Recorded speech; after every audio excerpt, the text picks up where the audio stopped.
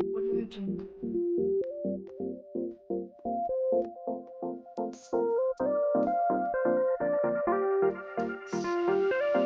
What are you doing?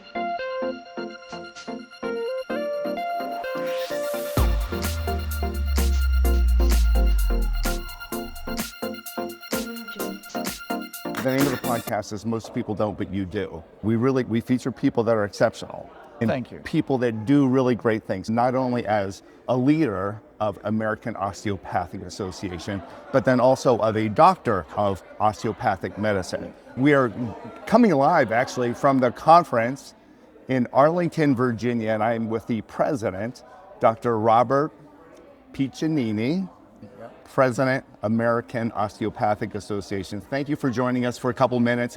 I know it's going to be a busy evening and a busy day, but thank you for doing what you do. Thank you for allowing me to come to your audience and be with you today. No, of course. We feature people that go above and beyond and do really special things. Sure. Anyone with your schooling, with your expertise, with your leadership, to me, is someone that goes above and beyond.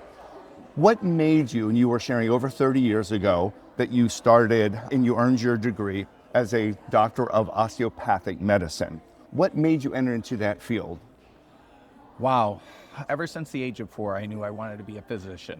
It wasn't until later in life that I really learned about the osteopathic medicine arm of medicine in the United States.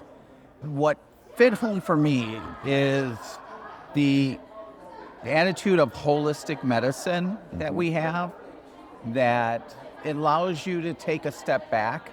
It allows you most critically to see the person very uniquely in their situation. My pathway specifically is I'm an osteopathic psychiatrist. I practice both adult, geriatric, and forensic psychiatry. I've been fellowship trained in forensic psychiatry. I'm specially trained also in geriatrics. I'm going to ask a couple more questions Sure. about that because I don't exactly know what that means. Our listeners are lovely people.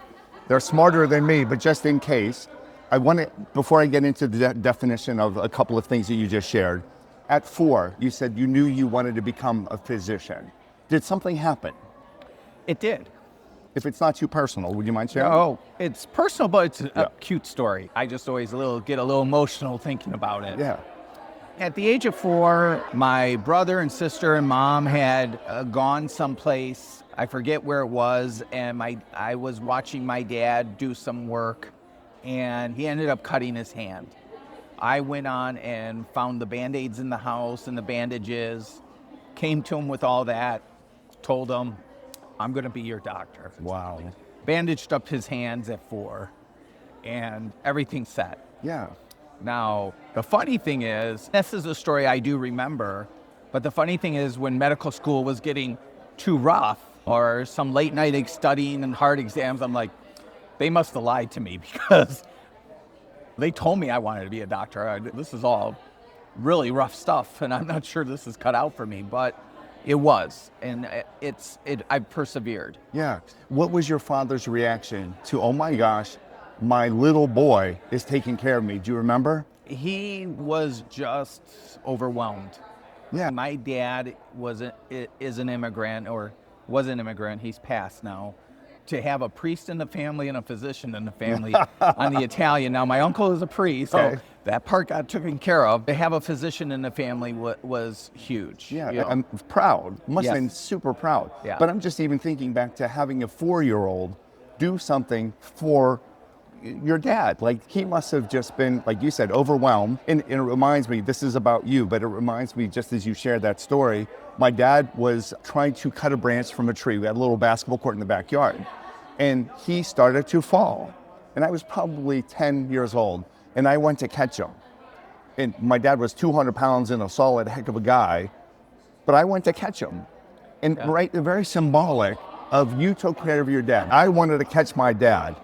Then that has parlayed into you, a leader, a doctor of osteopathic medicine, and so many other amazing things. You had shared a couple of your areas of specialty.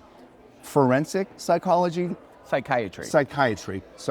Forensic psychiatry. Yes. Can you share, what does that mean? Forensic psychiatry is the application of psychiatric principles and practices into the legal profession. We all, my best analogy or similarity is Law and Order. Most people, I'm sure many of your audience has seen Law and Order, and when they have a psychiatric eval for that person and the show, they're evaluating whether or not when they did the act of that is under question, were they in the right mind or reus mentis? Did they understand the culpability of what they did, or are they trying to get something over on the court? Applying all those aspects to the legal system of whether or not mentally they were of sound mind or possibly not. Fascinating. Yeah. Important. Yes. It's a fascinating chess game that we do with our evaluations, and it's one it's very specific. You learn to be a very astute in your evaluations and looking for minutia. So in the realm of osteopathic medicine, whole person, not just a symptom, but the whole person. correct. I would almost assume that in my naive way of thinking about psychiatry, that naturally you would be looking at the whole person anyway. Can you share a little bit more about the osteopathic aspect of psychiatry? I don't even know if I'm asking the right words, but I want to learn more, and I want our listeners to learn. It's a wonderful question. In this day and age, there's a lot of turmoil, a lot of stress. And so it's not only incorporating the symptoms that somebody comes to us with, I'm feeling anxious, I'm feeling sad, I'm feeling depressed, but it's then taking a step back. What's happening in your life that's causing some of this, which you would expect any psychiatrist to do, but then taking the next step forward. What is the social determinants of health that are being applied to that person? Let's take a look at your diet. Let's take a look at what you're doing for yourselves. Let's take a look at all those aspects that really osteopathic medicine is so keen on. Yeah. We hear people coining a term, lifestyle medicine, these days. Osteopathic medicine has been lifestyle medicine before it was a term. Okay. The early osteopathic psychiatric hospital that was in Macon, Missouri, the Still-Hilder Sanitarium, they have records of employing people or getting their patients out into the farmlands that was adjacent to the hospital, working on the crops and sheds, getting health, water, nutrition, exercise. The whole person. The whole person. Yeah. Joining that. Many times it's not about adding a new medication or really looking at it. It really is about helping the person help themselves. Okay. Wherever you can. Where the structure and function, which is one of our tenets, is that the body's structure and function are interrelated. When the structure is out of sync, the function goes down. Applying that core concept of osteopathic medicine into the psychiatric realm, we look at the whole person as where is their structure out of alignment that we can aid in their functional ability. So it's not always about a medication. It's also looking at other things that we can, in fact, change and help. Amazing. Doctor, you had shared that it enables people to help heal themselves in a way. Correct. Is that a deterrent to the business side of osteopathic medicine? I don't think so, because I think our success over the we've been around since 1874, and the first graduating class in 1892.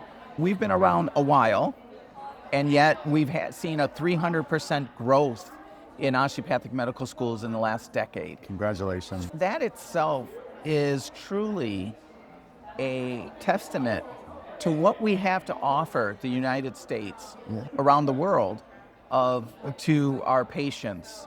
And if we weren't successful, it's not about business sometimes, it's about the patient. Yeah, that is so refreshing. What we do with most people, we go around and we share good ideas with good people. And we talk about gratitude and giving.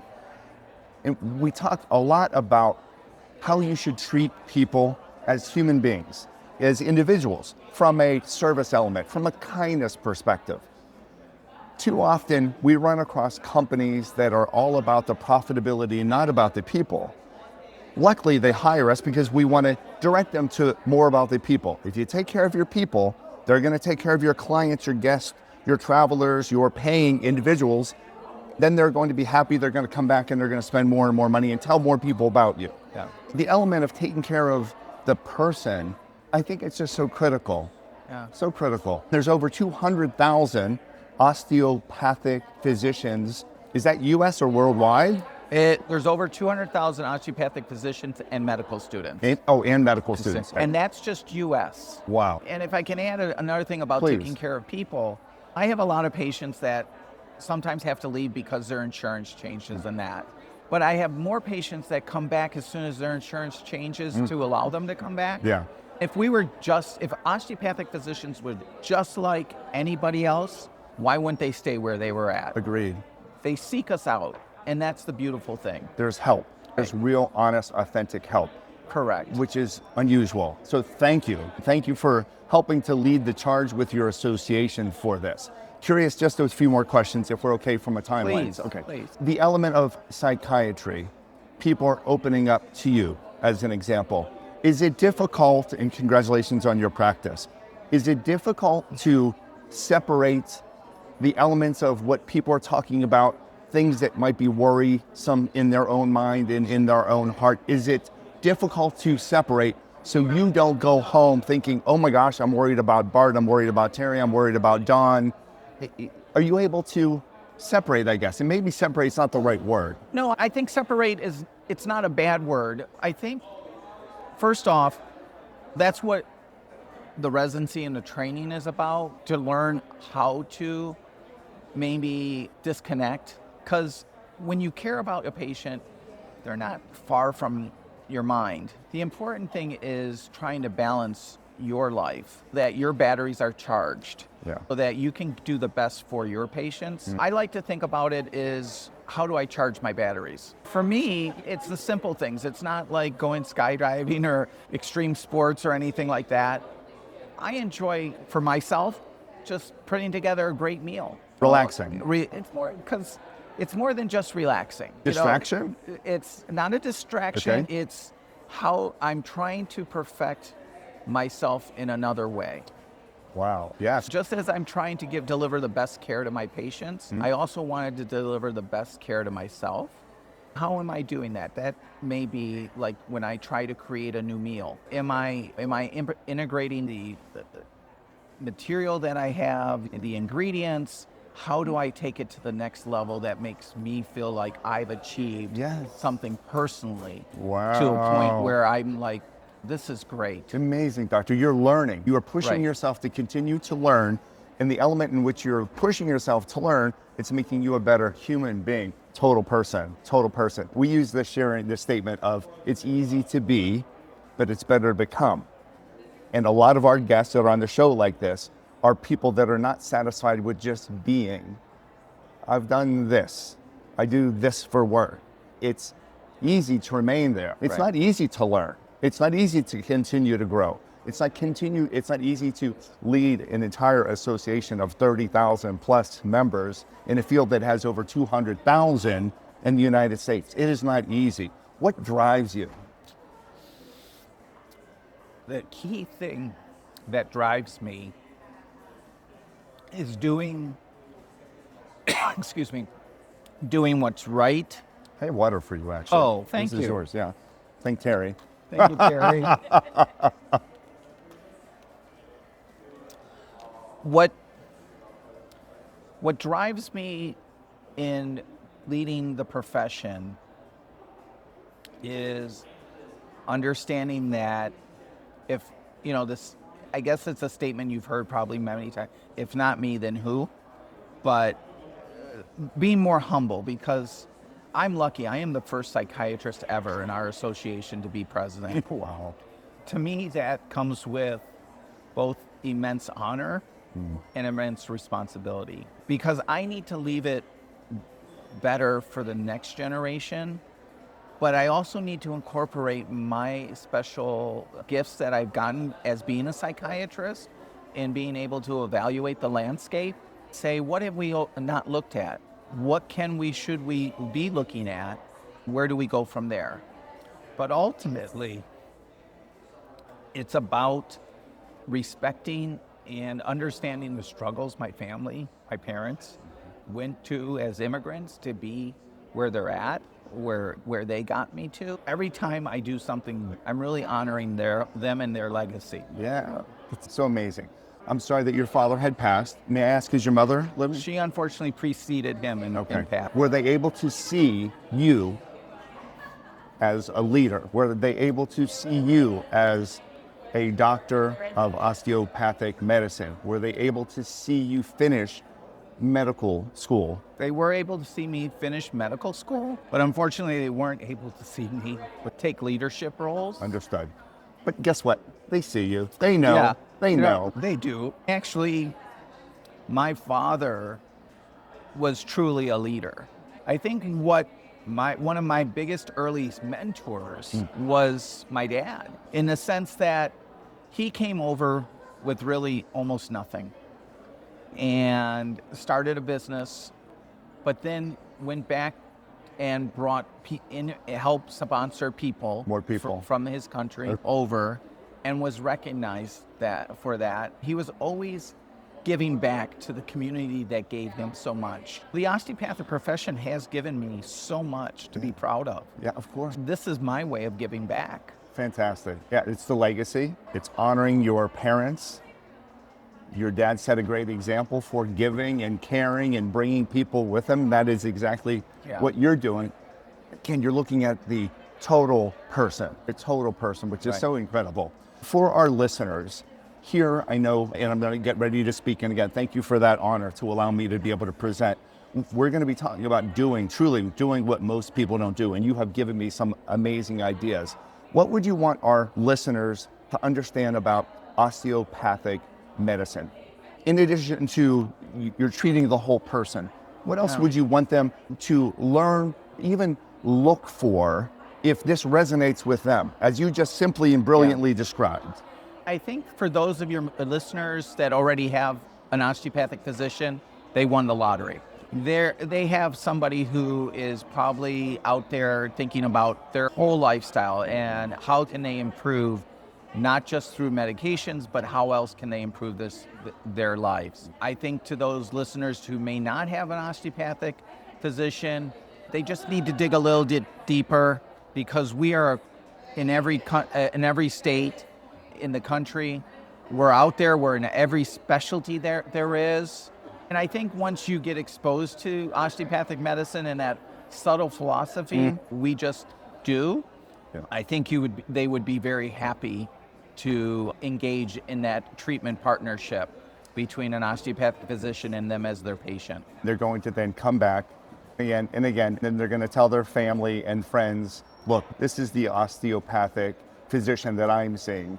I think it would benefit you as well. And then more and more people know about it. I know off of the website, are they able to look up osteopathic physicians off of the American Osteopathic Association website? Or are there other links? And it's okay if there aren't. Yes, pretty much, yes. Yeah, they are able to find that information out on our website.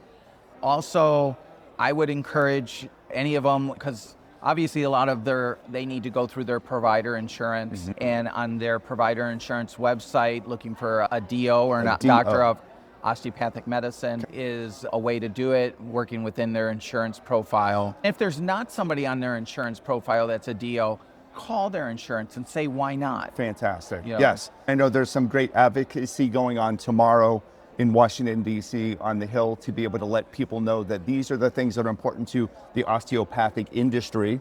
And you need people on the Hill to be able to understand those things, because you're pushing for, is it legislation to be able to help the industry more and help patient rights? Yeah, it really comes down to the patients. As the osteopathic profession is, we're advocating for our patients always and foremost, because we see the benefits of what we're offering to our patients.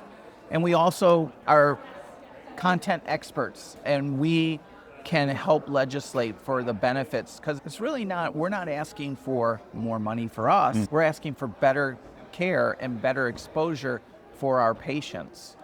Again, it's about everyone else. It's about the patient. It's not about you. No. It's not about the other osteopathic physicians. It's not about the osteopathic medical students. It is about everyone else, which is so special. In helping them, we help us. Of course, yes, yeah, but I love that it is being directed out. I just spoke to a gentleman the other day on our podcast, and he was talking about we as human beings should be the distributors of things, of care, of kindness, of goodness, of giving, of gratitude. We don't need to be the accumulator. We don't need to be the receiver of things. You just so well stated what osteopathic is about. It's helping other individuals. 2 last questions. Ready? Sure. There are difficult times always, sadly. If you look at the news, there's different things going on, regardless of political views. Is there any advice, knowing what you know and helping so many people from a psychiatric perspective, if people are feeling uncertain and worried, is there anything, without knowing the whole person, is there anything that you could share with our listeners just to say, think about it this way, perhaps? And I know that's a really high-gain question, but anything come to mind? Yeah, so, it's funny because I get that with my patients, and all my patients are on both sides of the political spectrum, and yet their worry is the same, whether it's blue or red. Yes. First off, it's get away from the 24-hour news cycle, because that's not going to help feed into that.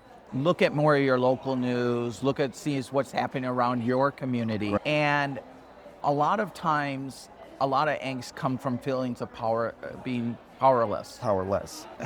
Encouraging them to take power in the best way to take power is our vote. Understand what we really can do and what we can effectuate change is through our vote. Giving them a little power in the ways that our Constitution allows, and that is by voting, staying away from the 24-hour news cycle, looking at more what they can do for themselves in any way. I have plenty of patients who say they're just zoned in on what the news is telling them.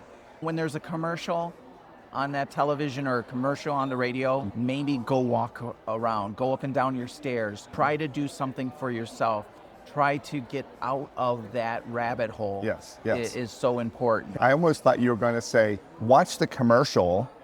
Then when the news comes back on, that's when you walk around the house. That's when you go outside, maybe. The first step is maybe taking that small commercial. Yes. That they can see that they feel better, and then start expanding it. Yes. Know that we have the ability to choose our thoughts.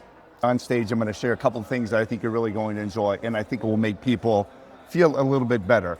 Because I worry as well, and I have found things that make me feel better from experts like you. Right. I'm going to share just some of them, not from a psychiatric perspective, but from a motivational speaker perspective. Because not all worry is bad. Worry kept us from getting eaten by the dinosaurs a few million years ago. Yes, sir. It's not unhealthy to be worried. What's unhealthy is to feel paralyzed by it. So that's the important thing, is not to paralyze yourself or be feeling paralyzed by what's happening around us, because we can make choices. Right. All right, last question. We are with Dr. Robert Piccinini, President of the American Osteopathic Association, has his own practice out of Michigan as well. Congrats on all of your success. Last question, because the name of the podcast is Most People Don't, the name of our company, the name of the book, how would you fill in the blank? No right or wrong. Most people don't blank. Read the room. Read the room. Yeah. Tell us your thought behind that. If I'm looking at the situation of most things, most people don't read the room to understand what is the thing that they're coming into. Are they coming into a situation that is just going to be not necessarily healthy for them? If they are on a board or in leadership role, do they understand where there are other members of that board, or where are they currently sitting with? They don't read the room as into situational awareness. All those sort of things. They don't read the room. Yes, thank you. Most people don't read the room. Again, that reinforces your perspective of helping others, looking out for others. What can I do for others? Because you didn't say most people don't reflect on their strengths and weaknesses. Your first thing was most people don't read the room, because if you understand the room, then you can help even more. Incredible. Cannot thank you enough. Dr. Robert Piccinini, thank you so much, President of AOA congratulations on your success. Thank you. Continued success for what you were doing from an association to spread the word even more. Thank so you. grateful. What an honor.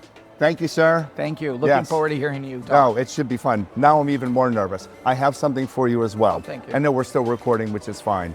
We travel with gratitude stones. When we meet people that are exceptional, this is our way of being able to share something Well, thank special, you. part of the universe. This is Tiger Eye. I give it to you for power and protection and for gratitude. Thank you very You know, much. it's funny that you use the word gratitude because leaving out of my house into my garage, so the access door, I have a saying over that door, start each day with a grateful heart. That's great. Yes. So, yes, that was the first thing I put in my house Oh my gosh. because it helps remind me that it's not about me. I'm there, I'm going forth and doing something for somebody else. In a very small way, when we give stones, it's not about us, it's because I saw you. We suggest people, if for any reason, if you ever see someone that needs it more than you, it's gonna pass it on. But in the meantime, I would like you to hold on to it. In fact, I don't usually do this. Hold on. I have one more for you. And this would be to pass on to whoever needs it more than you, okay? Thank you. All right, well received, and thank you so much, Doctor. What an honor.